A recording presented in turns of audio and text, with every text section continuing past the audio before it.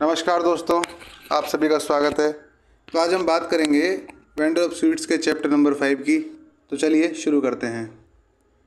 उसने कभी नहीं सोचा था कि वह इस बारे में इतना श्रेष्ठ महसूस कर सकता है। अब उसे लगा कि यह सारा पैसा और जुदाई की पीड़ा दोनों ही सार्थक है। मेरा बेटा अमेरिका में है। वह हर दिन 1 दर्जन लोगों से कहता है। हर बार वो गर्व से फूला हुआ। इससे उसकी दिनचर्या में देरी होती। दुकान पर जाते समय उसे बस सड़क पर एक छोटा मोटा परिचित दिखाई देता था और वह उसका रास्ता रोक लेता था और मौसम या राजनीति पर चर्चा करने के बजाय, जैसा कि उसका रिवाज था, धीरे धीरे अमेरिका और अपने बेटे की वहाँ की मौजूदगी के विषय के बारे में वो धीरे धीरे बात करने लग जाता था। कौन? जगन के बारे में बात हो रही दोस्तों।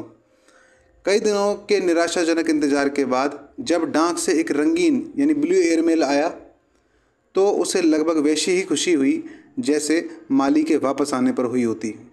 उसके पास यहाँ से खोलने के निर्देश को उसने ध्यान से पढ़ा भी नहीं था, क्योंकि उसको बहुत जल्दी थी। अपने बेटे का आखिर लेटर आया है, लेकिन उसने हताश होकर अपनी उंगली अंदर डाली और हवाई पत्र को, जो ब्लू एयरमेल है, उसको तब तक काटा जब तक कि वो बिल्कुल अनुदैर्घ्य रूप से विभाजित ना हो गया हो।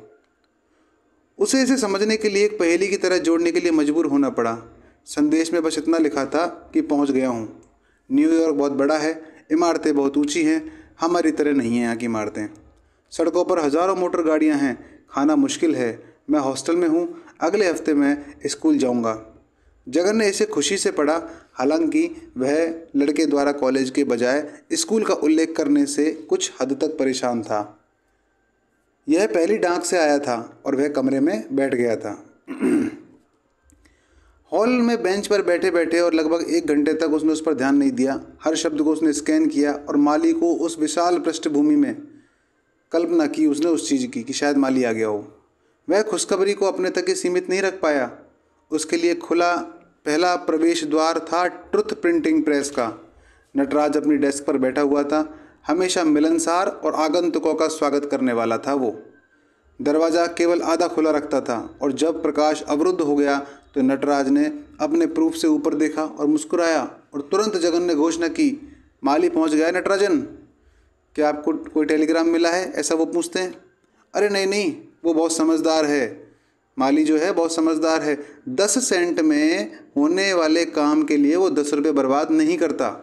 क्या आपको पता है कि हमारे पैसे में 1 सेंट की कीमत कितनी होती है? तो जल्दी से नटराजन ने हिसाब किताब लगाना चालू करा और उसने बोला, $1 $5 के बराबर। कि भाई $1 $5 के बराबर होता है, जैसा कि उसके एक ग्राहक ने उसे कभी बताया था। काले बाजार में 7 रुपये होता है और सरकार के अनुसार ये $4 के हिसाब से होता है। तो सरकार के हिसाब से $1 में करीब 4 रुपये होते हैं और $1 के 100 सेंट होते हैं। $1 में मतलब कितने सेंट होते हैं? 100 सेंट। तो कुल मिलाकर बड़ा ध्यान से सुनिए इस कोट को कि वैसे नॉर्मली $1 में 5 रुपये होते हैं और अगर ब्लैक मार्केट में देखा जाए तो $1 में 7 रुपये हो गए और सरकार के आंकड़ों के हिसाब से $1 में 4 रुपये हो गए। और अगर डॉलर के हिसाब से देखा जाए कि $1 में सेंट कितने होते हैं तो वो होते हैं 100 सेंट। और तुरंत उसने गुणा भाग का प्रयास किया, वो प्रयास छोड़ दिया और सोचा कि विषय बदल लेना बेहतर होगा, यार कौन ही कैलकुलेशन करेगा। तो वो बोलता है, आपको जल्दी ही आपके प्रूफ मिल जाएंगे। ओ हाँ, मुझे पता है कि एक बार जब आप इसे उठा लोगे तो आप इसे आगे बढ़ा देंगे। जैसा कि आप जानते हैं, यह एक योगदान और सेवा है और लाभ के लिए इसे नहीं लिखा गया है। जगन बोल रहा है इस बात को। इस कथन के बाद उन्होंने अमेरिका की ओर रुख बना लिया और वो इसकी बातें करने लगे। यह विशाल इमारतों और बहुत बड़ी मोटर कारों का स्थान है। मुझे उम्मीद है कि लड़के के लिए भूतल पर एक कमरा तो मिल गया होगा और बहुत ऊपर उसको जाना ना पड़ा होगा। नटराजन ने कहा, हमारे लड़के बहुत होशियार हैं और दुनिया में कहीं भी अपनी देखभाल खुद कर सकते हैं। दोस्तों बहुत अच्छा कोट है। कोट लिखकर पूछा जाएगा ऑब्जेक्टिव टाइप क्वेश्चन में कि किसका ये कोट है, तो ये कोट है नटराजन का कि भाई हमारे लड़के बहुत होशियार हैं और दुनिया में कहीं न कहीं भी अपनी देखभाल कर सकते हैं। इस सहमत कथन को स्वीकार करते हुए जगन दरवाजे से हट गया और अपनी दुकान की ओर बढ़ गया। कबीर लेन के मोड़ पर उसे स्थगन वकील की एक झलक दिखाई दी। उसने ताली बजाकर उसे रोका। वह इस स्वतंत्रता का लाभ उठा सकता था क्योंकि वे एक पीढ़ी से भी अधिक समय पहले अल्बर्ट मिशन में सहपाठी हुआ करते थे और राष्ट्रीय आंदोलन में भी दोनों साथ थे। जो वकील साहब हैं वो एक दांत वाले आदमी थे, जिसके अनचाहे गालों पर चांदी की धूल के छींटे थे। और ऐसा करके वो मुस्कुराए, अपने नंगे मसूड़ों को वो दिखाते हुए बोले, मुझे घर जाना है, कुछ पार्टियां मेरे इंतज़ार कर रही हैं। तो जगन ने कहा, मैं 1 मिनट से ज़्यादा नहीं लूँगा वकील साहब, मुझे लगा कि आपको जानकर खुशी होगी, ऐसा माली ने लिखा है। वकील साहब बोलते हैं कि आपको कोई टेलीग्राम मिला है? तो टेलीग्राम की बात तो हो गई। अभी टेलीग्राम की बात हुई क्यों? क्योंकि वो वकील जो है, वकील साहब को माली के बारे में बता रहे हैं कि भाई माली ने एक पत्र लिखा है, और वो उसने पूछ भी लिया उसको कि भाई टेलीग्राम वगैरह मिला है कि नहीं मिला। तो जगन को इस बात से बड़ी चिढ़ हो गई दोस्तों। वो कहता है कि आखिर पता नहीं सबको ये क्या हो गया है, हर आदमी टेलीग्राम के बारे में पूछ रहा है, और टेलीग्राम के प्रति जो दीवानगी है उस पर उसको गुस्सा आ रहा था। आखिर 10 रुपये क्यों खर्च करे भाई, जब 10 सेंट में ही काम हो जा रहा है मेरा, क्योंकि 10 सेंट में 4 दिन में चिट्ठी आ जाती है, ऐसा वो बोलता है वकील को। कौन? जगन। तो वकील पूछता है 4 दिन? अरे नहीं नहीं जगन जी, आप गलत समझ रहे होंगे, इसमें 4 दिन नहीं बल्कि उससे ज़्यादा समय लगता है, इसमें कम से कम 15 दिन लगते हैं। ये सीमा थी, है ना। अमेरिका के बारे में बात करना उस आदमी की कितनी गुस्ताखी थी, जबकि वह वहाँ प्रत्यक्ष जानकारी देने के लिए आया था। लोगों की धारणाएं बिल्कुल तय थी, ये लोग बिल्कुल बेवकूफ़ हैं, ये लोग बिल्कुल कुएं के मेंढक हैं, ऐसा जगन ने कहा। उसके आगे उसने केमिस्ट के पास चला गया और अपने दरवाजे पर सड़क की ओर देखते हुए उसने देखा, बोला।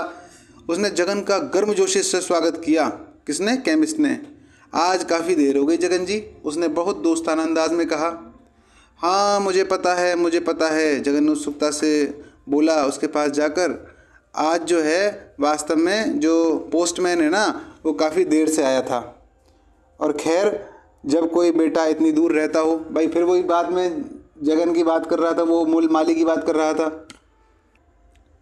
तो कुल मिलाकर जगन की एक हमेशा की आदत बन गई थी कि वो बड़ा खुश था अपने बेटे को अमेरिका में जाने की बात सुनकर, और जब भी वो कभी किसी से वार्तालाप करता तो बस यही बात को घुमा फिरा कर ले आता था कि देखो कितना दूर रहता है मेरा बेटा। तो वो पूछेंगे क्यों भाई कहाँ रहता है, तो वो बताएगा अमेरिका। तो इस तरह से जगन बार बार अमेरिका की बात को लेकर आता था। हाँ, मैं 2-3 दिन तक कुछ चिंतित तो रहा। दूसरे लड़के टेलीग्राम पर पैसा बर्बाद कर देते हैं, लेकिन 10वें हिस्से की कीमत पर एक पत्र भेजने में सिर्फ 2 ही दिन लगते हैं। वे बहुत समझदार है, तुम्हें पता है। किससे बोल रहा है? केमिस्ट से। तो केमिस्ट बोलता है, डाक शुल्क कितना है? मैं सीयर्स रोवर से एक निःशुल्क सूची पत्र मंगवाना चाहता हूँ। आप जानते हैं यह एक रोचक पुस्तक है, यह हमें सभी प्रकार की चीज़ों पर अद्भुत विचार देगी। जगन लगभग बिल्कुल करहा उठा जब दूसरे ने पूछा। किसने? उस केमिस्ट ने। 50 सेंट के बराबर का ऋण आखिर क्या है जो सूची पत्र के लिए डाक शुल्क है ना। और इस बात के बाद वो आगे बढ़ गया। उसके चचेरे भाई से अच्छा कोई नहीं था। किसके लिए? जगन के लिए। वो वास्तव में उसके लिए बहुत लायक था, और उसने अपनी सुनने की क्षमता के लिए जितनी भी मिठाइयाँ खाई। शहर के बाकी सभी लोग अपनी अपनी धारणाओं में उलझे हुए थे, अज्ञानी थे। अर्थात वो कहना चाह रहा है दोस्तों कि इतना सहनशील केवल कजिन था जो जगन की सारी राम कहानी को सुन सकता था। बाकी लोग वो सुनना ही नहीं चाहते थे। वो जब भी अमेरिका की बात करता है, इधर उधर की बात करता, वो लोग अपने काम के बहाने करके वहाँ से चलते बनते थे। लेकिन कजिन वास्तव में बहुत सहनशील दिखाया गया है इसमें। शहर के बाकी लोग अपनी अपनी धारणाओं में बहुत उलझे हुए थे, वो बिल्कुल अज्ञानी थे और अमेरिका के विषय पर ज्ञान प्राप्त करने का बिल्कुल विरोध कर रहे थे। जब वह अपनी सीट पर बैठा हुआ था तो मुख्य रसोइया दिन का कार्यक्रम पूछने आया था। जगन ने वही बात दोहराई और फिर रसोइये के पक्ष में एक बिल्कुल ऐसे एपिलॉग, एक उपसंहार जोड़ा। माली सुरक्षित रूप से दूसरे छोर पर पहुंच गया है। अब देखो दोस्तों, अब वो उसको बता रहा है अपने रसोइया को, और यह मेरे लिए बड़ी राहत की बात है। यह एक विशाल देश है जिसमें बहुत सारी मोटर कारें हैं, वहाँ हर किसी के पास एक कार है। रसोइया ने सम्मानपूर्वक सुना और बिना कोई टिप्पणी किए हुए वो वहाँ से चला गया। जगन को बड़ी ही राहत महसूस हुई और साथी ने टेलीग्राम या सेंट के बराबर के बारे में पूछने के लिए रुका नहीं था। वो मतलब कौन नहीं रुका था? हलवाई। उसको ज़्यादा नॉलेज नहीं थी, वो क्या करेगा भाई पूछ के। आखिर उसे 4:30 बजे तक अपनी आत्मा को शांत रखना पड़ा। क्यों दोस्तों? क्योंकि 4:30 बजे कौन आता था? चचेरा भाई। उसके बाद तो अपनी सारी बातें कह देगा उसको, तब तक तो चुपचाप रहना पड़ेगा। तो तब तक शांत रहना पड़ा। जब चचेरा भाई आया, सीधे चखने के लिए वो अंदर चला गया मिठाइयों को, और रसोई से बाहर आया और फिर क्या बोलेगा देखो। जगन ने शांत दृढ़ता के साथ कहा, लड़का सुरक्षित रूप से दूसरे छोर पर पहुंच गया है। उसने विशेष उपकार के रूप में हवाई पत्र का एक टुकड़ा लहराया ताकि चचेरे भाई को पत्र की एक झलक मिल सके, जबकि उसने केवल दूसरों को इसके बारे में बताया था। बहुत अच्छी खबर है, मुझे पता था कि वो ठीक हो जाएगा, उसने होठ चटकाते हुए ऐसे कहा। तो वो बोलता है कि भाई अब देखो जगन फिर आ जाएगा, उसी बात को घुमा फिरा के वो बोल रहा है उसने कोई तार नहीं भेजा। हाँ हाँ क्यों आएगा आखिर, आजकल चिट्ठियाँ कितनी जल्दी आ जाती हैं। अब ये बात कर रहा है कज़िन, तुम्हें कोने वाले मंदिर में गणेश जी को 2 नारियल चढ़ा देने होंगे। कौन बोलता है कज़िन कि भाई आखिर तुम्हारा बेटा बिल्कुल सेफली पहुंच गया है, मंदिर में नारियल चढ़ा देना 2। दोस्तों ध्यान रखना, कौन से देवता को, गणेश जी को या लक्ष्मी जी को? तो गणेश जी को। निश्चित रूप से यह कहने की आवश्यकता नहीं है, जगन ने कहा, जैसे कि उसके बेटे की सुरक्षा के मामले में उसके और भगवान के बीच कोई विशेष अनुबंध हो। यह आज शाम को ही हो जाएगा। मैं रास्ते में नारियल खरीद लूँगा, चचेरे भाई ने कहा, और तुरंत जगन ने अपनी दराज से एक सिक्का निकाला और उस अपने चचेरे भाई को दे दिया। आज मुझे ऐसा लग रहा है जैसे मेरे सिर से बहुत बड़ा बोझ उतर गया है। जब कोई इतनी लंबी तीर्थ यात्रा पर जाता है, विशेषकर यदि वह हवाई जहाज से यात्रा कर रहा हो, तो यह हमेशा चिंता का विषय बना रहता है। हालांकि इस बारे में बात नहीं की जाती। मुझे पता है, चचेरे भाई ने कहा। वह अपने बारे में क्या कहता है? बेशक उसे नया अनुभव पसंद आया। हर जगह बहुत सी ऊंची ऊंची इमारतें और कारें हैं। मुझे उम्मीद है कि वह सड़कों पर सावधानी से चलेगा। वह कहता है कि खाना अच्छा है, मुझे राहत मिली। आप जानते हैं यह करोड़पतियों का देश है। दोस्तों जगन वो मतलब लेटर में कह रहा है ये माली इस बात को, और उसको जगन बता रहा है। हर कोई बहुत अमीर है वहाँ पर। माली ने पूरे देश में असामान्य रूप से संवाद स्थापित किया, और यद्यपि कभी कभी वह असभ्य, विच्छिन्न या अप्रासंगिक लगता है, फिर भी उसने उस सभ्यता के बारे में बहुत कुछ सामान्य करके मुझे बताया है जिसमें वह खुद को पाता था। नीले जो ब्लू एयरमेल का जो हवाई डाक पत्र था, अब वो इकट्ठा कर करके जगन ने इतने इकट्ठे कर लिए कि वो एक फाइल बन गई मोटी। यदि माली ने अपने पत्रों में उचित मार्जिन छोड़ने की पूर्व चेतावनी बढ़ती होती, यानी कहते हैं ना साइड में जो मार्जिन देते हैं, अगर माली ने वो मार्जिन दिया होता तो जगन ने उसे ट्रुथ प्रिंटिंग प्रेस में एक साफ सुथरी छोटी मात्रा में बांध दिया होता, अर्थात उन पत्रों की जगन ने एक फाइल बना ली होती। निश्चित रूप से नटराज ने इसके महत्व को समझा होता और उसे शीघ्र निष्पादन के लिए बाध्य किया होता। जगन ने पत्रों को अपनी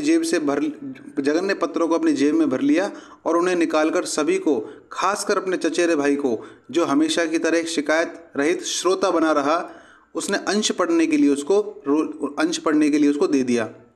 धीरे धीरे भगवत गीता के उनके पढ़ने की जगह नीले रंग के हवाई डाक पत्रों ने ले ली, अर्थात अब जो जगन है वो अपने पुत्र माली की याद में उसके पत्रों को ही पढ़ता रहता है। अब उसने भगवत गीता को पढ़ना कम कर दिया है।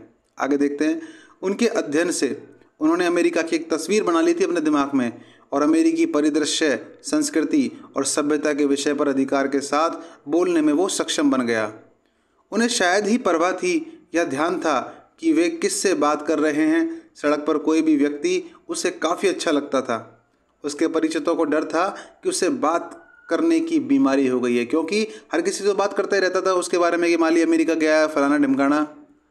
आगे जिस क्षण वह अपने घर से बाहर निकलता, वह किसी परिचित चेहरे की तलाश में घूमता रहता, अनजान शिकार पर बाज की तरह झपटता और उसे वश में कर लेता। यहाँ तक कि एक दिन उसने उस आवारा को पुलिया पर रोक लिया ताकि वह उस घटना का वर्णन कर सके। यहाँ पर बात की जा रही है ग्रैंड कैनियन वाली घटना की, जो अमेरिका में पड़ती है ना, ग्रैंड कैनियन जगह, वहाँ की। वास्तव में दुनिया में कहीं भी ऐसा कुछ नहीं है, उन्होंने निष्कर्ष निकाला, और उसे सुनने के लिए 5 पैसे भी दिए। अब देखो जगन को जब कोई नहीं मिला तो उसने भिखारी को पकड़ लिया कि भाई कोई मेरी बात नहीं सुन रहा तो ये तो सुने, और उसने उस बात के लिए उसको 5 पैसे भी दिए। क्वेश्चन बन सकता है कि उसने भिखारी को, वैग्रेंट को अपनी बात सुनने के लिए कितने पैसे दिए? तो 5 पैसे।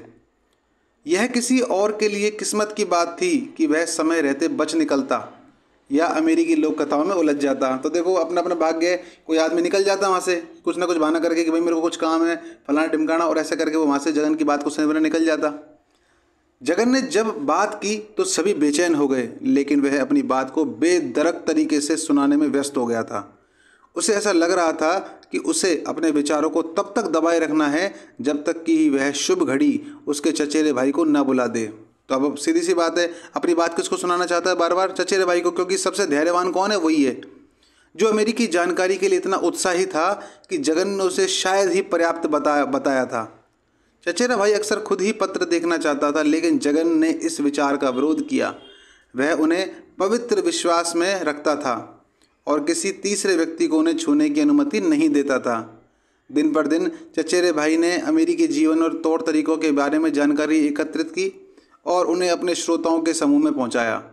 बहुत जल्दी ही मालगुडी के अधिकांश लोगों को पता चल गया कि अमेरिका में हर साल 50,000 लोगों की जान सड़क दुर्घटनाओं में चली जाती है। कितने? 50,000 लोग।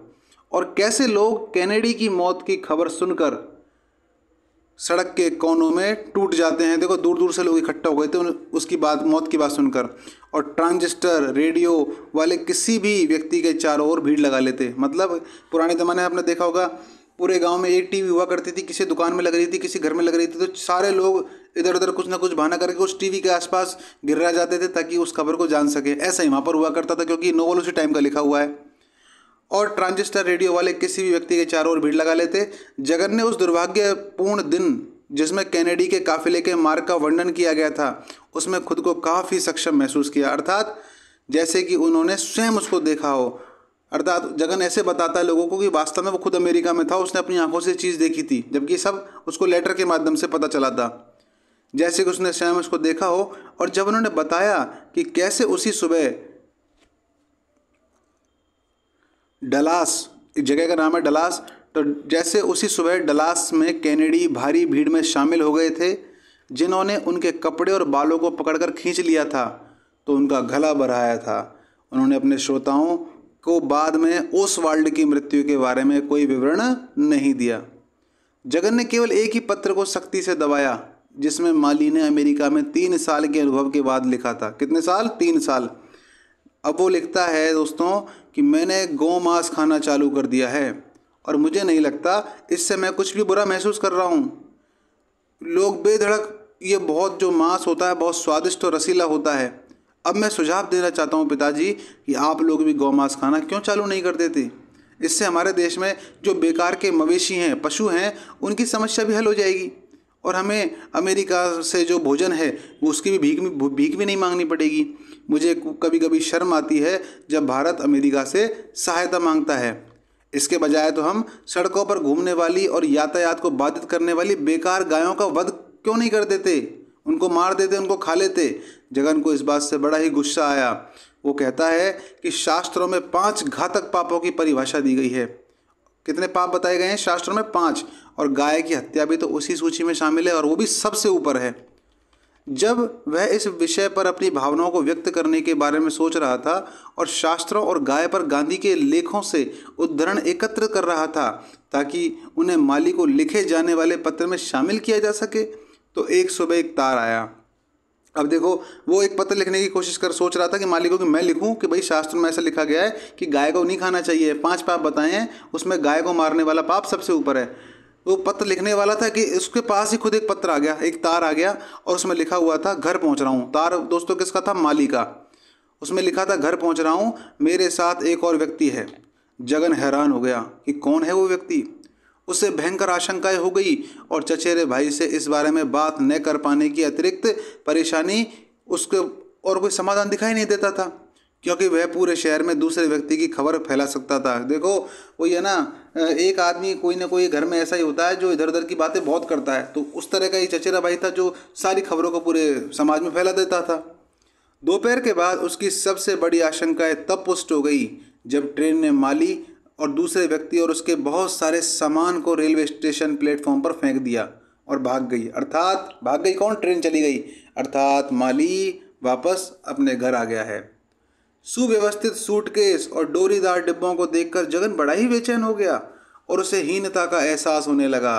रेलवे स्टेशन पर जो बूढ़ा कुली है वो इतनी मात्रा में सामान संभाल नहीं पाता था, यानी नहीं उठा पाता था। हालांकि आमतौर पर वह बिना सोचे समझे कई बक्से और टोकरियां उठाकर ले जाता था।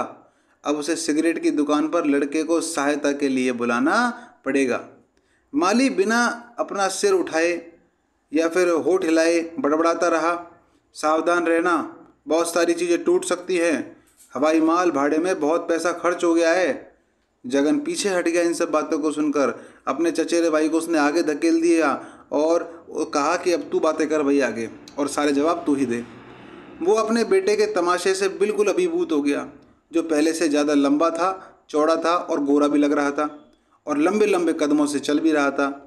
उसने गहरे रंग का सूटकेस पहना था, उसके पास एक ओवरकोट। देखो दोस्तों, जगन का अपीयरेंस बिल्कुल याद रखना, क्या पहन रखा था और क्या सामान वो लेकर आया था।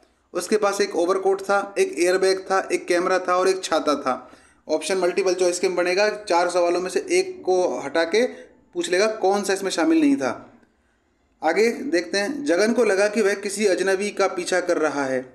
जब माली ने हाथ बढ़ाते हुए उनकी ओर बढ़ाया अपने हाथ, तो उसने पीछे हटने की चेष्टा करी और अपने चचेरे भाई के उसने पीछे छिपने की कोशिश की, जब उसे अपने चचेरे भाई से भी बात करनी थी। से उसको बड़ी मुश्किल से उसने अपने आप को संभाला। कैसे? उसने अपने आप को उसको सर कहने से रोका। मतलब किसको? अपने बेटे को, क्योंकि वो ऐसा लग रहा था कोई विदेशी आदमी की तरह, और विदेशियों का आमतौर पर सम्मान सूचक शब्द के रूप में हम सर ही इस्तेमाल करते हैं। मामला तब और बिगड़ गया जब माली ने अपनी बगल में बैठी लड़की की ओर इशारा करते हुए कहा, ये ग्रेस है, हम शादीशुदा हैं। ग्रेस? मेरे पिताजी? पूरी तरह से उलझन में आ गया जगन। शादीशुदा? तुम कब शादीशुदा हो गए? तुमने मुझे तो नहीं बताया इस बारे में। क्या तुम्हें अपने पिता को बताने की ज़रूरत ही नहीं पड़ी? वे कौन है भाई? वैसे भी वह चीनी जैसी दिखती है, चीन के बासियों जैसी। क्या तुम्हें नहीं पता कि आजकल चीनी से शादी नहीं की जा सकती? उन्होंने हमारी सीमाओं पर आक्रमण कर दिया है। और या शायद वो जापानी भी हो सकती है। कोई कैसे पता लगा सकता था? कोई भी असावधानी भरा सवाल कैमरे वाले सज्जन को परेशान कर सकता था। जगन ने अपने चचेरे भाई की ओर घबराई हुई नज़र से देखा और बाहर गफ्फूर की टैक्सी में सामान चढ़ाने की निगरानी करने के बहाने वो वहाँ से भाग गया। तो टैक्सी ड्राइवर का नाम क्या था? गफ्फूर। एक छोटी सी भीड़ उनके पीछे पीछे कार तक गई और बड़बड़ाते हुए कहा, देखो देखो, वो अमेरिका से आया है। माली ने गफ्फूर को नोटिस करते हुए कहा, जलोपी बढ़िया चल रही है। गफ्फूर को जलोपी शब्द समझ में नहीं आया, जो सभी को जगन की दुकान में बनने वाली जलेबी जैसा जलेबी जैसा लग रहा था। जगन और चचेरा भाई गफ्फूर के साथ आगे की सीट पर बैठे और पीछे की सीट पर बैठे थे ग्रेस और माली। गफ्फूर ने बिना सिर घुमाए कहा, तुम मेरे लिए कार क्यों नहीं लाए? तो जगन को डर था कि गफ्फूर की जान पहचान माली को परेशान कर सकती है, लेकिन लोकतांत्रिक परिवेश से ताज़ा युवा व्यक्ति ने कहा, काश तुमने मुझे बताया होता, मैंने जाने से पहले अपनी पोंटियाक बेच दी है। दोस्तों, ये पोंटियाक उसकी कार का नाम है। कार चलाते हुए गफ्फूर ने ऑटोमोबाइल के संदर्भ में देश की स्थिति का वर्णन करना शुरू किया। कैसे आपको फिएट के लिए, फिएट कार नहीं आती क्या, तो फिएट कार के लिए 5 साल और एम्बेसडर कार के लिए 3 साल इंतज़ार करना पड़ता था, और कैसे कोई आयात की इंपोर्ट की अनुमति नहीं थी, और कैसे एक प्लायमाउथ को कस्टम्स के द्वारा जब्त कर लिया गया था और नष्ट कर दिया गया था। इन सब बातों ने उस युवक को परेशान किया जो अभी अभी घर आया था। कौन था वो युवक? माली। माली कभी कभी बाहर झांक कर कहता था, कुछ भी नहीं बदला है यहाँ तो। और ग्रेस ने सड़कों को बाहर ऐसे झांक कर देखा, बिल्कुल मंत्रमुग्ध होकर देखा और बोला, चार्मिंग चार्मिंग, अर्थात आकर्षक आकर्षक आकर्षक। तो माली बोलता है, हनी, इसमें रहो और देखो कि ये कैसा है। अब देखो दोस्तों, माली अपनी ग्रेस को हनी कहता है प्यार से।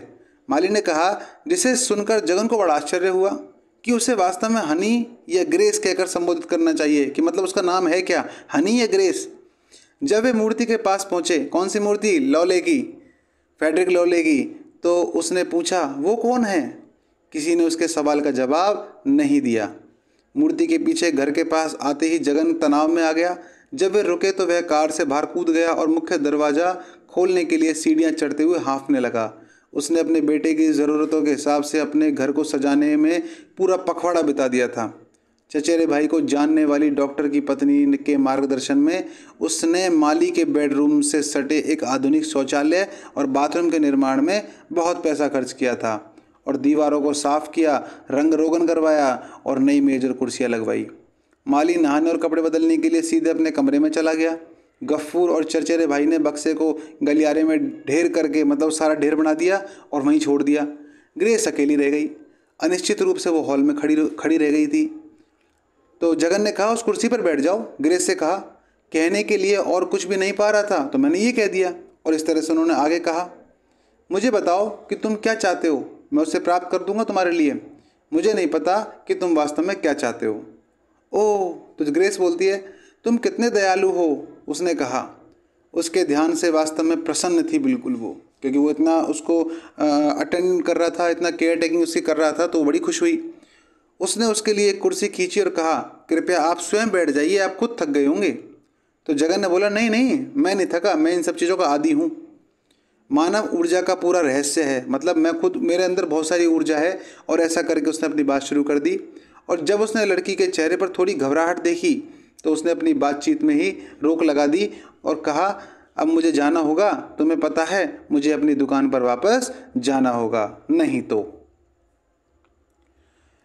ओ, कृपया जाकर अपना काम करो। और वो बोलता है, आप आराम से बैठिए। और वो गलियारे में से चिल्लाया जाते जाते और जल्दी से बाहर निकल गया, जबकि माली अभी भी बाथरूम में था। वह लोगों से दूर रहने लगा। उसे चिंता थी कि कहीं वकील या मुद्रक या कोई और उससे सड़क पर रोककर उसकी बहू के बारे में पूछ ना ले। और वह नीची नज़रें करते हुए अपनी दुकान की ओर चल पड़ा। यहाँ तक कि जब वे मिले तो उनके चचेरे भाई को भी बहुत देर तक चुप्पी का सामना करना पड़ा, अर्थात जगन कुछ नहीं बोला। जगन अपने बेटे के बारे में बात करने के लिए बिल्कुल अनिच्छुक था, यानी कोई उसकी इच्छा नहीं थी। उसके बारे में सब कुछ एक असुविधाजनक प्रश्न बन गया था। चचेरे भाई को जानना था कि माली ने खुद को किस योग्य बनाया है, वह क्या करने का प्रस्ताव रखता है, और सबसे बढ़कर घर पर वह जातिहीन लड़की कौन है। देखो, चचेरे भाई को काफ़ी सारी क्यूरियोसिटी हो रही है उन चीज़ों को जानने की। वह जानने के लिए बहुत बेताब था कि घर पर क्या खाने की व्यवस्था है या वो मांस पकाएंगे। उसने अप्रत्यक्ष रूप से पूछा, क्या माली को अभी भी हमारी कॉफ़ी पसंद है या फिर वो चाय मांगता है, जैसा कि इनमें से कुछ विदेशी लोग करते हैं। जगन को इस प्रश्न का आशय समझ में आ गया और उसने जिज्ञासा को हमेशा के लिए समाप्त करने के लिए कहा, दूसरा व्यक्ति क्या खाता है, क्या पीता है, इसमें मेरी कोई रुचि नहीं है कज़िन। मैं इसमें क्यों दखल दूँ? उनका अपना रसोई घर है और उन्हें पता होना चाहिए कि उन्हें क्या करना है। तो वो बोलता है कि माली के लिए तो सब ठीक रहेगा, लेकिन मैं जिस लड़की के बारे में सोच रहा हूँ उसका क्या? जगन, ओह वो भी ठीक है, वह पहले भी उसके लिए खाना बनाती थी और उसे खिलाती थी, और अब वह यह सब करने में सक्षम भी तो है। मुझे लगता है, अचानक महसूस करते हुए, कि आखिरकार चचेरा जो भाई है उसको अपना आत्मज्ञान मिल गया होगा। उसने कहा, मैं केवल वही दे सकता हूँ जिसकी मुझे आदत है। अगर उन्हें ये पसंद नहीं है तो वे जहाँ चाहे वहाँ जाकर खा लें, मुझे क्या तकलीफ है उससे। मैंने सुना है न्यू एक्सटेंशन स्थित पैलेस होटल में यूरोपियन भोजन मिलता है। तो जगन कहता है, चाहे जो भी हो, व्यक्ति अपना कर्तव्य एक सीमा तक ही निभा सकता है। और गीता में भी इस बात का उल्लेख मिलता है, व्यक्ति के कर्तव्य की सीमा अच्छी तरह परिभाषित है। तो गीता में दोस्तों किसके बारे में बताया गया है? एक व्यक्ति के ड्यूटीज़ के बारे में, मॉरल ड्यूटीज़ या कर्तव्यों के बारे में। चचेरे भाई ने विषय बदल दिया। वह गीता के बारे में दिन पर दिन इतना सहमत होता जा रहा था कि वह अब उनसे ऊब चुका था। जब तक माली का नीला एयरमेल जो विषय वस्तु उसकी थी, गीता पृष्ठभूमि में चली गई थी। अब वह वापस आ रही थी, जिससे पता चलता था कि जगन एक बार फिर से मानसिक रूप से परेशान हो रहा था। कभी कभी माली का कोई पुराना दोस्त उससे मिलने आता था।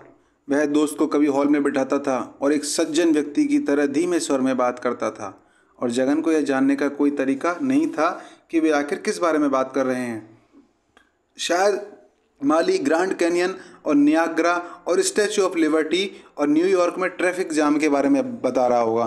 दोस्तों, चारों ही बिंदु याद रखना कि किस किस के बारे में माली ने यहाँ पर बात की है, जगन को क्या लगता है।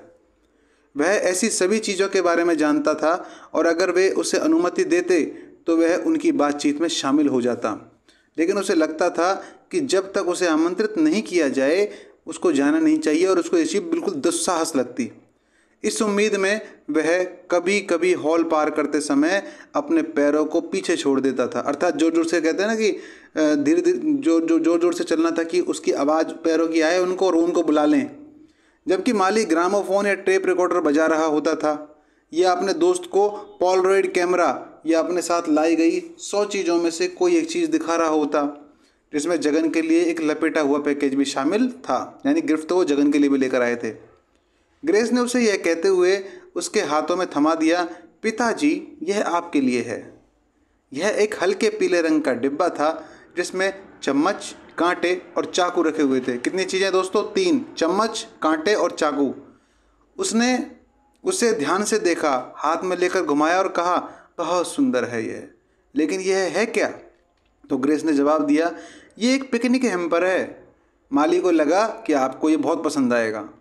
जगन, बेशक, बिल्कुल बहुत अच्छा है ये, ऐसा जगन ने कहा, और उसे आश्चर्य हो रहा था कि आखिर इसका इस्तेमाल करे कैसे, और उसने इसे अपनी अलमारी में बंद कर दिया। माली घर पर कभी भी जो है वो धोती नहीं पहनता था, बल्कि सफ़ेद शर्ट के ऊपर गहरे रंग की पतलून पहनता था और हमेशा अपने पैरों में चप्पल पहने रहता था। वह शायद ही कभी अपने कमरे में से बाहर निकलता था या घर के किसी दूसरे हिस्से में जाता था। वह शायद ही कभी बाहर जाता। अगर वह बाहर जाता भी था तो शहर में अंधेरा छाने के बाद वो घर से बाहर निकलता था और फिर मोजे, जूते, जैकेट, टाई ये सब पहनकर ग्रेस के साथ बाहर निकलता था और न्यू एक्सटेंशन रोड के सुनसान हिस्से में टहलता था, लेकिन कभी भी मूर्ति या मार्केट रोड की तरफ नहीं जाता था। वह खुद को एक सेलिब्रिटी की तरह पेश करता था जो भीड़ का ध्यान अपनी ओर नहीं खींचना चाहता था। एक सुबह ग्रेस ने सरसों के रंग का जो पर्दा है उस पर्दे को हटाया जो कि घर को 2 भागों में विभाजित करता था। वो जगन के कमरे में गई और उसे साफ किया। उसे मदद की आदत नहीं थी और किसको? जगन को। और जब उसकी चटाई को हिलाकर रख दिया गया और उसके तकिए को थपथपाया गया तो उसे बहुत बेचैनी महसूस हुई। उसने उसके रसोई घर में बर्तन धोए और उन्हें एक शेल्फ पर व्यवस्थित कर दिया। उसके विरोध पर उसने ध्यान नहीं दिया। उसने झाड़ू पकड़ी और फर्श के हर कोने को साफ करते हुए कहा, पिताजी, आपको लगता है कि मुझे इससे कोई आपत्ति है? तो मुझे तो नहीं है। मुझे ये नहीं भूलना चाहिए कि मैं एक भारतीय बहू हूँ। जगन को समझ में नहीं आया कि वह क्या जवाब दे और उसने बुदबुदाया, ये तो सच बात है। वह झुकी हुई थी और रसोई घर में फर्श के स्तर पर पुराने ग्रेनाइट सिंक को वो साफ कर रही थी।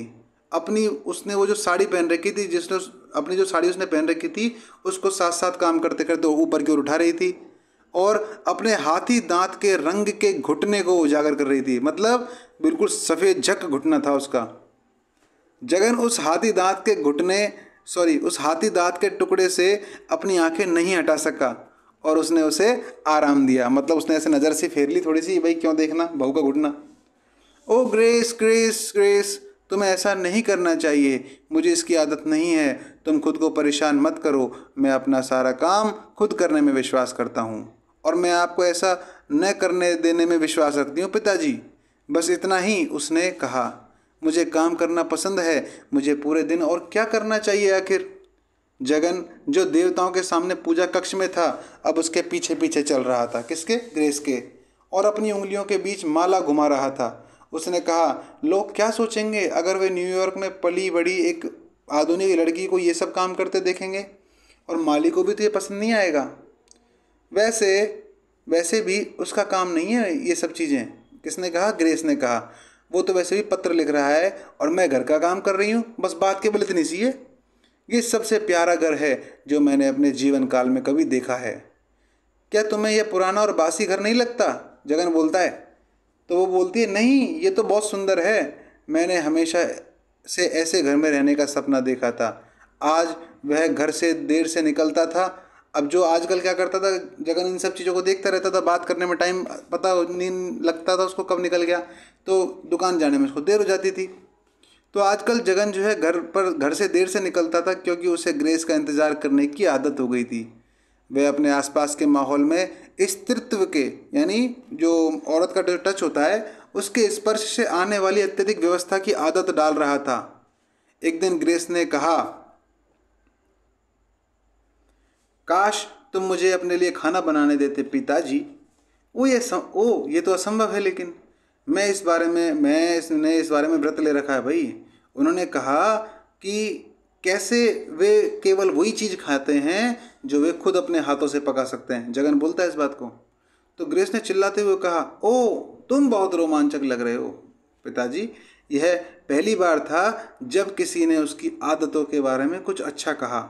उसके उत्साह से उत्साहित होकर उसने नमक मुक्त और चीनी मुक्त भोजन की अपनी रचनाओं के बारे में उसको विस्तार से बताया और यह कहकर समाप्त किया कि जब ट्रुथ प्रिंटिंग प्रेस इस मेरी किताब को प्रकाशित करेगी तो उसे वास्तव में उसकी किताब पढ़ने का बड़ा मज़ा आएगा और उसको उसका बेसब्री से इंतज़ार भी करना चाहिए। उसने खुशी से कहा, मुझे यकीन है कि ये एक बेस्ट सेलर बनने जा रही है ये किताब। मौका मिलते ही उन्होंने बहुत असहज महसूस करते हुए कहा, माली से मेरा क्या मतलब था? मैं यह पूछना चाहता था कि क्या उसने अपनी पढ़ाई पूरी कर ली है और अमेरिका में डिग्री हासिल कर ली है?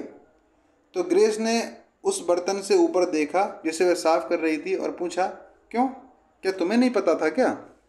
जगन को अब लगा कि उसे अपने बेटे के साथ अपने रिश्ते को छुपाना चाहिए कि भाई उसका जो रिश्ता है उसको बहू के सामने क्यों उजागर करे और वास्तविक स्थिति को उजागर नहीं करना चाहिए।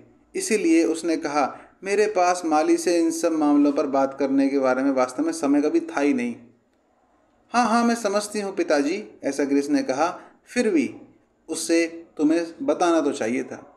जगन कहता है, अरे नहीं नहीं, इसे इस तरह से तुम मत लो, मैं शिकायत नहीं कर रहा हूँ जगन की माली की तुमसे।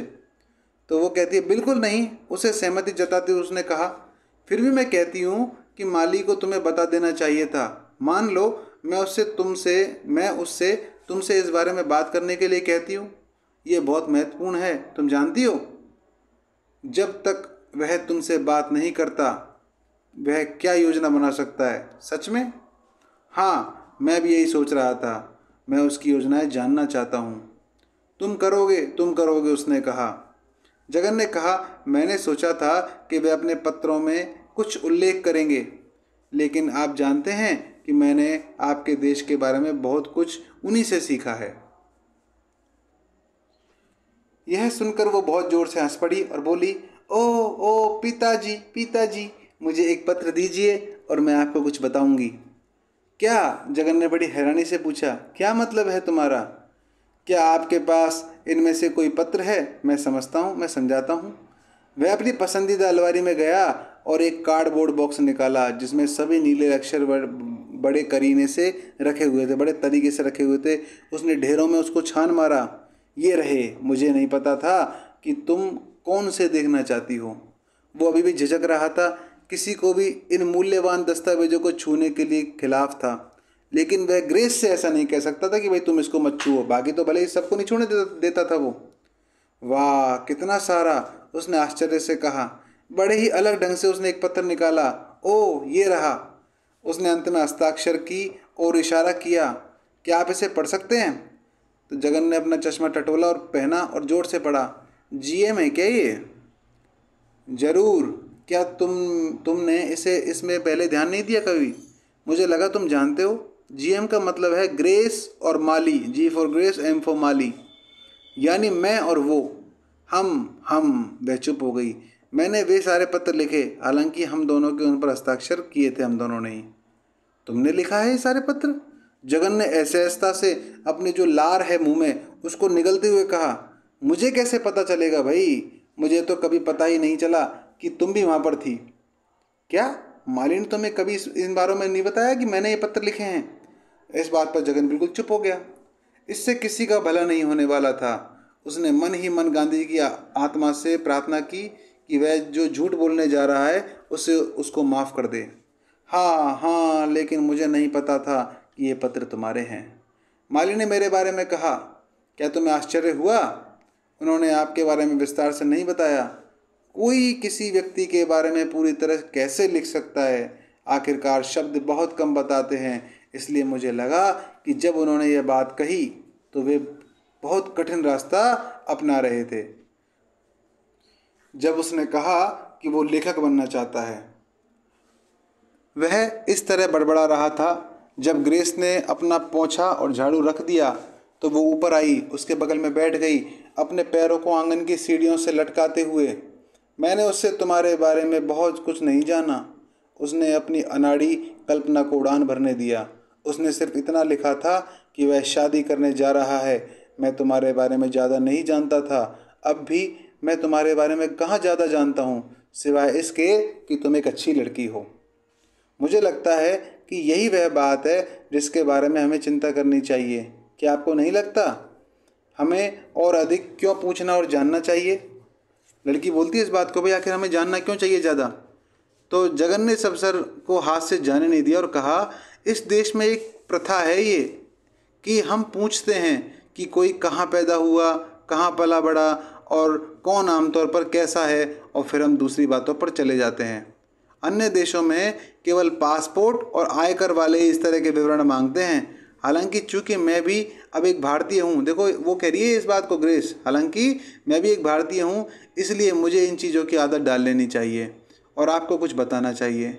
देखो पिताजी, मेरी माँ एक कोरियाई थी और मेरे पिता जो थे वो एक अमेरिकी सैनिक थे जो वर्ल्ड वॉर सेकंड के दौरान के बाद सुदूर पूर्व में यानी पूर्व दिशा की ओर में सेवा कर रहे थे।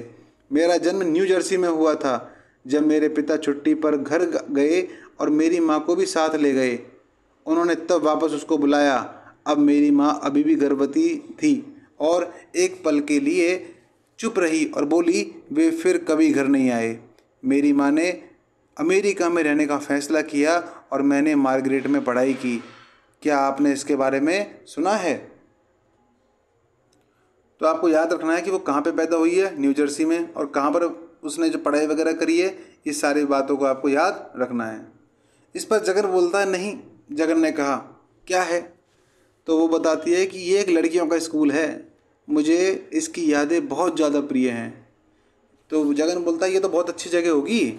जगन ने अमेरिकी जानकारी के छोटे छोटे टुकड़े इकट्ठा करने और उन पर काम करने की अपनी आदत के कारण ऐसा कहा। अब वो लड़की फिर बोल रही है कि भाई उन दोनों की बातचीत चल रही है कि मैंने मिशिगन में होम साइंस जो है घरेलू विज्ञान का अध्ययन किया और मो से कहा। अब देखो दोस्तों, मो कौन है? ये मो है माली। माली को शॉर्ट फॉर्म में मो कहती थी वो। और मो से मैं तब मिली जब वह अपने रचनात्मक लेखन पाठ्यक्रम के लिए वहाँ पर एक बार आया था। हम एक फुटबॉल गेम में एक साथ बैठे थे और आपको मिशिगन में होने वाले उस गेम को देखना चाहिए। क्या आपके यहाँ भी ऐसी चीज़ें होती हैं क्या? तो जगह याद रखना दोस्तों, कहाँ की बात कर रहे हैं? मिशिगन की। जगन ने कहा, हाँ हाँ, हमारे यहाँ भी फुटबॉल है, सभी स्कूली बच्चे इसे खेलते हैं। मैंने सोचा था कि उसने तुम्हें यह सब लिख दिया होगा। और ऐसा उसने कहा, हाँ हाँ, लेकिन आप जानते हैं कभी कभी पत्र खो भी तो जाते हैं ना। एक दिन मैंने एक मित्र को पोस्ट मास्टर से शिकायत करते हुए सुना कि उसके पत्र कभी भी ठीक से नहीं पहुंचते। तो देखो फिर कवर कर रहा है अपने बेटे की गलतियों को वो, कि हाँ मुझे पता है लेकिन क्या पत्र खो गए मेरे, इसलिए मुझे पता नहीं लगा। तुम खुश हो ना? तुम खुश तो हो ना? उसने अचानक पूछा। और इस बात पर जगन ने कहा कि हाँ भाई, मैं बिल्कुल खुश हूँ। उसने कहा, मैंने इस देश में जाति व्यवस्था के बारे में बहुत कुछ सुना है। कौन बोलती है? ग्रेस। मैं यहाँ आने से डरती थी और जब मैंने पहली बार रेलवे स्टेशन पर आप सभी को देखा, मैं डर के मारे कांप उठी। मुझे लगा कि शायद आप मुझे स्वीकार नहीं करेंगे। और मोह वास्तव में अद्भुत है। आप जानते हैं, मुझे यहाँ लाना उसके लिए बहुत साहसपूर्ण था। जगन ने उदारतापूर्वक कहा, खैर आजकल हम जाति विशेष में विश्वास नहीं करते। आप जानते हैं गांधी जी ने इसके लिए उन्मूलन के लिए लड़ाई लड़ी थी। तो अबोलिशन किया था गांधी जी ने, इन चीज़ों का उन्मूलन किया था। और इस बात को जगन ने उसको बताया। तो उसने पूछा कि क्या वे सब चला गया है क्या? बड़ी मासूमियत से उसने पूछा। तो जगन बोलता है, नहीं नहीं, अभी चल रहा है ये सब चीज़ें। देखो कोई भी चीज़ जाते जाते ही जाती है। जगन ने एक राजनीतिज्ञ की तरह उत्तर दिया, आजकल हम इस बारे में नहीं सोचते इन जाति वगैरह के बारे में। और उसे उम्मीद थी कि लड़की उससे आगे किसी भी तरह की कोई भी जिद बहस या कोई भी सवाल नहीं करेगी। एक दिन माली अचानक जगन के पास आया और पूछा, क्या तुम घर के लिए टेलीफोन नहीं ला सकते? जगन ने कहा, मैंने इस बारे में नहीं सोचा। हाँ यही तो बात है, ये अजीब और पिछड़ापन है। हम टेलीफोन के बिना कोई व्यवसाय आखिर कैसे कर सकते हैं? तो जगन कहना चाहता था, आखिरकार मालगुड़ी एक छोटा सा शहर है बेटा, हर कोई चिल्लाने की दूरी के बराबर ही तो यहाँ पर है कि आप चिल्लाओगे कहीं भी जगह पहुँच आपकी आवाज़ पहुँच जाएगी। तो माली ने आगे कहा, यहाँ तक कि आपके व्यवसाय में भी यदि आपके पास कोई टेलीफोन होता तो व्यवसाय में और अच्छा काम आएगा। लोग टेलीफोन के माध्यम से आपको ऑर्डर दे सकते हैं। जगन ने केवल इतना कहा, मैंने देख इस बारे में कभी नहीं सोचा। जबकि वो जवाब देना चाहता था कि मेरी दैनिक बिक्री बिना टेलीफोन के ही इतनी है, जो ये दर्शाता है कि जब कोई मिठाई खाना चाहता है तो वो टेलीफोन वगैरह का इंतज़ार नहीं करता। लड़के ने कहा, मुझे बड़ी शर्मिंदगी महसूस हुई क्योंकि मैं अपने साथियों को टेलीफोन नंबर तक नहीं दे सकता था।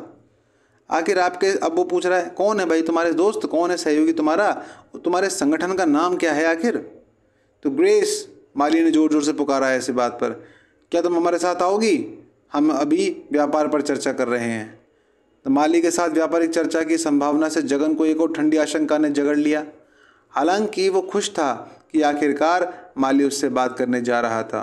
वह संवाद करने के लिए अपने दुर्लभ मूड में से एक में से था। यानी अब बड़ा दिमाग उसका कितना खुश था, उसका दिल खुश था कि माली उससे बात करने जा रहा है।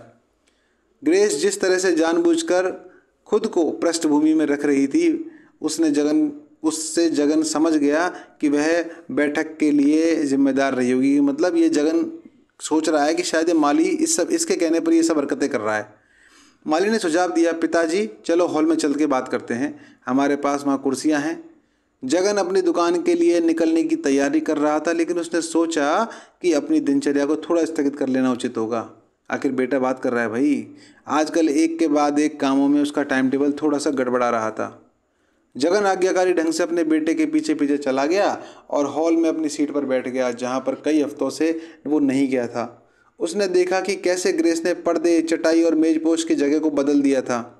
दीवारों पर कुछ आधुनिक पेंटिंग टंगी हुई थी। जगन को वे हैरान करने वाली लगी, लेकिन जब ग्रेस ने पूछा कि वे कितनी अद्भुत नहीं हैं, तो उसने कहा, हाँ, बांस की कुर्सियाँ रंगीन गद्दियों से ढकी हुई थी। एक टेबल पर रखे छोटे फूलदान में कोमल मार्गोसा, कौन, वही नीम के पत्तों की एक टहनी रखी हुई थी। जगन का दिल यह नज़ारा देखकर धड़क उठा। उसने कहा, मार्गोसा हमारे वेदों में वर्णित है, अमृत है। यानी वेदों में किस नाम से वर्णित किया गया है उसको? अमृत के नाम से। क्या तुम ये बात जानती हो ग्रेस? वह लगभग फूलदान को गले से लगाते हुए चिल्ला पड़ी, कितना बढ़िया है। उन्हें कैसे पता चला कि वे वेदों में लिखी हर बात के बारे में जानते हैं या नहीं? बेशक सभी वेद भगवान के चरणों से निकले हैं। इस पर ग्रेस बोलती है, अरे वाह, कितने शानदार विचार हैं। उसे सब कुछ कितना इंटरेस्टिंग लग रहा था। हर चीज़ उसके अंदर गहरे हिस्से में एक आध्यात्मिक भावना को जगा रही थी। माली ने उसे सावधान किया, मेरी प्यारी, माय लव, मार्गोसा के पत्ते निगल मत जाना तुम। जगन ने कहा, भाई इसमें क्या बुराई है? कोई बुराई है क्या इसमें? ये तो एक प्राकृतिक एंटीसेप्टिक है और ये रक्त को शुद्ध बनाता है, आयरन की पूर्ति करता है बॉडी में। जब उसने मार्गोसा के पत्तों के बारे में बताया तो उसकी आंखें चमक उठी। मैंने अपनी किताब में इसके बारे में विस्तार से बताया है और जब तुम इसको पढ़ोगी ना तो तुम्हें बेहतर ढंग से समझ में आएगा। ग्रेस अब फूलदान में फूलों को जानबूझकर दिलचस्पी से सजा रही थी, जैसे कि उसे एक भारतीय से शादी करने के परिणाम स्वरूप अमृत को संभालने का सौभाग्य मिला हो। जगन को अपने बेटे के चेहरे को करीब से देखे हुए काफ़ी समय हो गया था। अब उसने देखा कि उसके आने पर तो ताजगी और विदेशीपन की चमक थी। वह अब नहीं रही, वह औसत से भी कमतर दिख रहा था। उसे दक्षिण भारतीय खाने का स्वाद फिर से नहीं मिला था, बल्कि वह अपना खाना सीलबंद डिब्बे में खाता था, यानी पैकिंग के डब्बे खाता था वो ज़्यादातर। जगन ने इस विषय पर अपनी टिप्पणी दबा दी। हालांकि उसने खुद के साथ देखा कि माली की आंखों में काले घेरे पड़ गए थे। उसे किस बात की चिंता थी? जगन ने धैर्यपूर्वक दूसरे के बोलने का इंतज़ार किया। उसने देखा कि माली ने अपने सैंडल के नीचे मोजे पहने हुए थे और वो चिल्लाना चाहता था।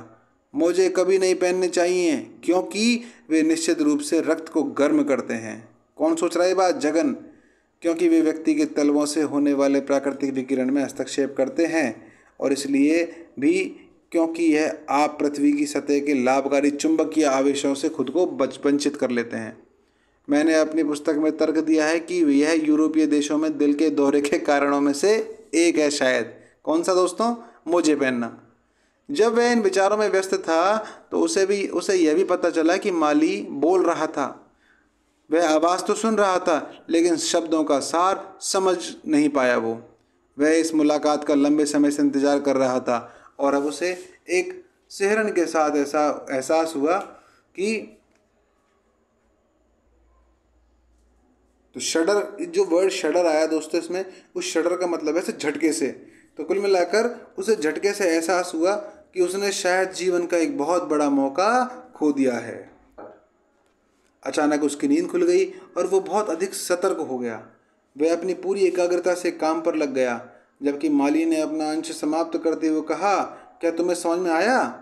जगन को समझ में नहीं आ रहा था कि हाँ कहें या ना, लेकिन वह सामने की ओर देखता रहा और गले से कुछ अस्पष्ट आवाज़ें निकालता रहा। ठीक है, सोच लो, तुम्हारे पास सारा डेटा है, माली ने कहा। फिर भी उसने अपनी घड़ी पर नज़र डाली और बुदबुदाते हुए उठ खड़ा हुआ। मुझे रेलवे स्टेशन पर कौन जगन की बात कर रहे हैं? ये जगन सोच रहा है कि मुझे रेलवे स्टेशन पर अपने अकेले सामान के बारे में पता लगाना है जो आज आने वाला है। काश हमारे पास एक टेलीफोन होता। वह दरवाजे पर गया, ग्रेस की ओर मुड़ा और कहा, दोपहर के भोजन का इंतज़ार मत करो। उन्होंने उसके स्कूटर की तेज़ आवाज़ सुनी। जगन चुपचाप बैठा रहा, इस विचार का आनंद ले रहा था कि उसके बेटे ने उससे इतनी लंबी बातचीत की। जब वह जाने के लिए उठा तो ग्रेस ने उसके लिए दरवाज़ा खोला और पूछा, क्या तुम्हारे पास माली के लिए कोई सवाल था? क्या सब कुछ स्पष्ट था? मतलब ये बात कर रही है उस डिस्कशन के बारे में जो माली ने अपने पिताजी से की थी। लेकिन जगन तो उस समय पुराने ख्यालों में खोया हुआ था, इसलिए उसको कुछ पता नहीं था। जगन ने एक सार्थक मुस्कान के साथ उत्तर दिया, मैं हमेशा इस विषय पर आ सकता हूँ और न, और ग्रेस से कहा। तो दोस्तों आज का अध्याय यहीं समाप्त होता है। हम इसमें देखिए इंग्लिश को इतना फोकस क्यों नहीं कर रहे हैं, क्योंकि इसकी इंग्लिश बहुत ही सिंपल है। हमें ध्यान इसलिए देना है कि हिंदी आप अच्छे से सीख जाएं ताकि एक बात समझ में आ जाए। तो आज के लिए बस इतना ही, अगले अध्याय में मिलते हैं, तब तक के लिए धन्यवाद।